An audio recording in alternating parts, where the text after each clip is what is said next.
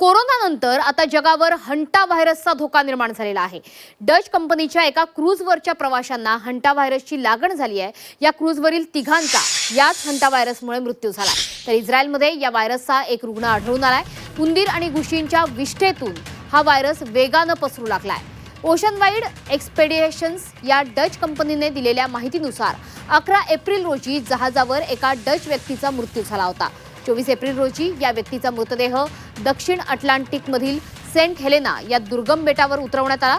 यावेळी मृताची पत्नी दक्षिण आफ्रिकेला गेली, मात्र तिथे पोहोचल्यानंतर तिचा देखील मृत्यू झाला।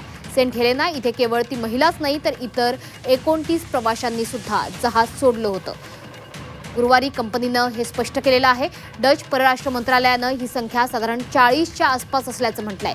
यापूर्वी कंपनीनं इतक्या मोठ्या प्रमाणात प्रवासी उतरवल्याची माहिती लपवून ठेवली होती।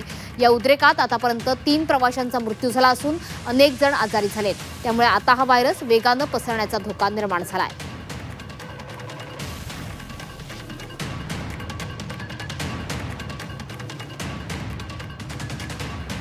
डच कंपनीच्या जहाजावर या हंटा व्हायरसचा धुमाकूळ बघायला मिळाला। क्रूझवरच्या तिघांचा हंटा व्हायरसमुळे मृत्यू झालेला आहे। कोरोनानंतर याच व्हायरसचा संसर्ग जगभर पसरण्याची शक्यता आहे। तर हंटा व्हायरसचा प्रादुर्भाव नेमका कसा होतोय बघूया। तर हंटा व्हायरस उंदीर आणि घुशींमार्फत पसरतो। उंदराची लघवी, विष्ठा, लाळ यातून या व्हायरसचा प्रादुर्भाव होतो। उंदरांच्या विष्ठेतील सुके कण हवेत मिसळतात। दूषित हवेत श्वास घेतल्यानं व्हायरस थेट फुफ्फुसात प्रवेश करतो। बंद घरं, कोठारं, उंदरांचा वावर असणाऱ्या ठिकाणी अधिक धोका आहे। तर या व्हायरसची लक्षणं काय आहेत ती देखील बघूया। तीव्र थाप आणि थंडी, अचानक शरीराचं तापमान वाढतं। पाठ, मांड्या, खांदे आणि कमरेमध्ये प्रचंड वेदना होतात। अशक्तपणा, तीव्र डोकेदुखी ही देखील लक्षणं आहेत।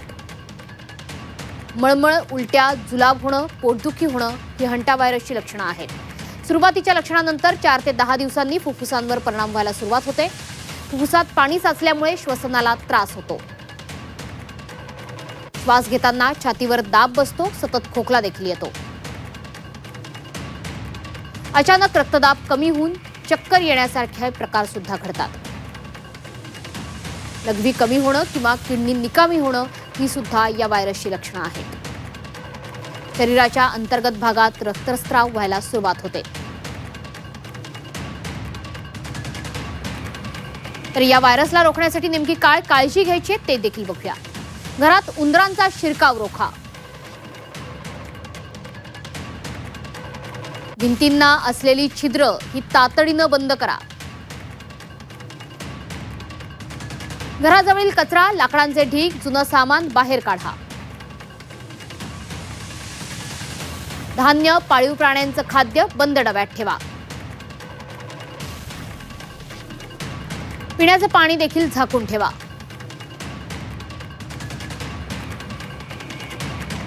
उंदराची विष्ठा किंवा लघवी साफ करताना ब्लीच किंवा जंतुनाशक फवारा।